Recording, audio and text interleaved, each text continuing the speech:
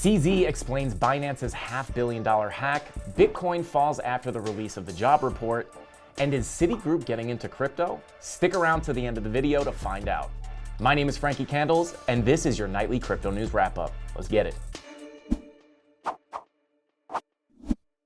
Also, join the movement to support crypto adoption by smashing the like button, subscribing to the channel, turning on notifications, and sharing this video with a friend. What has to be done as an industry, we just got to learn how to learn from this kind of mistakes and make our code more secure. But software code is never bug-free. But in the blockchain world, whenever there's a bug, it could result in very large losses. This is one of the cases that happened. But we were able to minimize quite a lot of the damage to less than 100 million now. There's a lot going on in crypto at the moment, but the story of the day has got to be the Binance exploit that went down late last night. To be clear, the reason the price of BNB wasn't affected much by this hack is because the hack wasn't against the Binance chain, it was against their cross-chain bridge, the BSC token hub, which is used to swap one crypto for another. When Binance first learned about the exploit, they immediately put out tweets assuring that the issue was contained, they paused activity on BSC, holders' funds are safe, and that they would keep the community updated. The question is, how did this happen? So the hacker used an exploit in the code that forged security proofs into creating extra BNB tokens out of thin air. And they tricked the BSC token hub into sending them 2 million of those BNB tokens, which is worth about $566 million.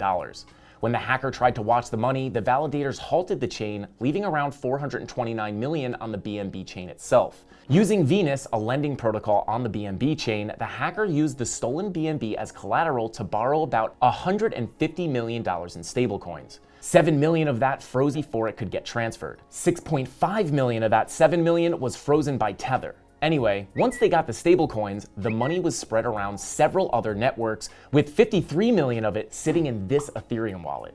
Overall, the cybercriminal made out with an estimated $110 million, but it's still sitting in the networks it was sent to. As for the BNB, was frozen when the BSC was halted. There will be a governance vote on if they should burn it or not. BSC is now up and running again, and the block reports that they are holding a governance vote for creating a bounty for catching hackers, where 10% of the recovered funds will be given as a reward.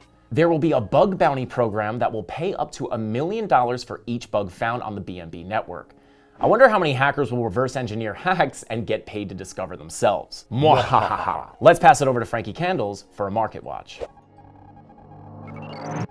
Thanks, Frank. Nice hat.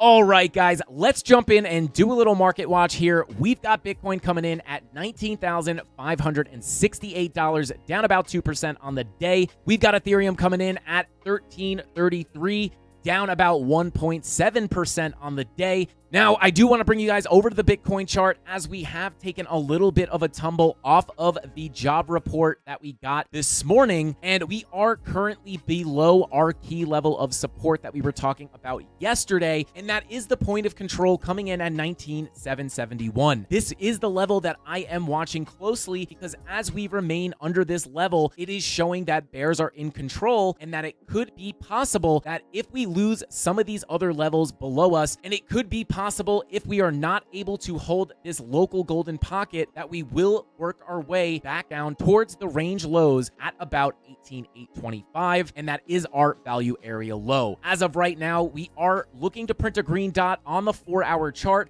and we do have money flow on these lower time frames starting to move back to the upside, so a short-term bounce could be possible. However, with the daily red dot and the money flow crossover on the 4-hour, and as long as we remain underneath this point of control, bears are in control, and we could expect lower prices. If you guys want to follow me, it's Frankie Candles on YouTube or Frankie_Candles on all socials. Back to the news. Thanks, Candles.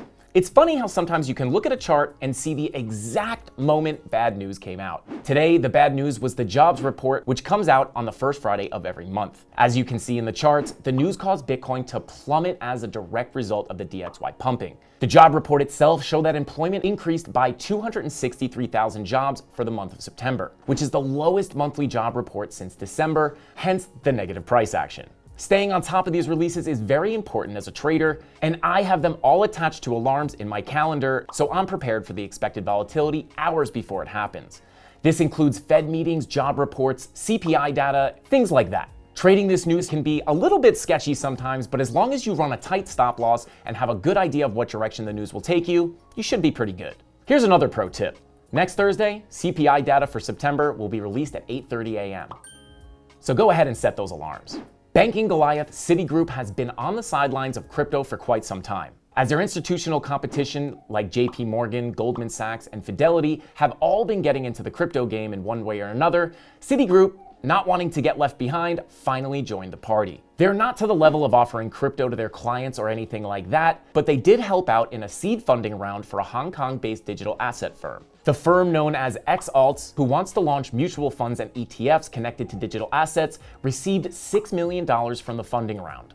Another backer of the funding round was Sandeep Nailwal, who is also a co-founder for Polygon. Citigroup's involvement isn't anything groundbreaking, but to see them at least dip their toes in the water means a lot. Love it or hate it, crypto is oversaturated to the point where retail just can't move the charts like the good old days. So the more institutional money that gets involved is proportional to how ridiculously bullish the next bull run can be. That's all I got.